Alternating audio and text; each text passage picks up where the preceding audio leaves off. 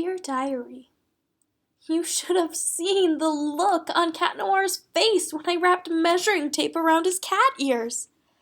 I walked downstairs, and he was sitting on the couch watching a tennis match with my father, so I took the opportunity and got his measurements before even saying hello. Putting that aside, the cat won't let me pet her, but is all over him. It's not fair. I'm the one that changes her litter. Oh, dumb cat. Both of them are dumb cats. I guess I must be a little jealous. Oh well, not too much happened. He left after that. I'll write again tomorrow. Marinette.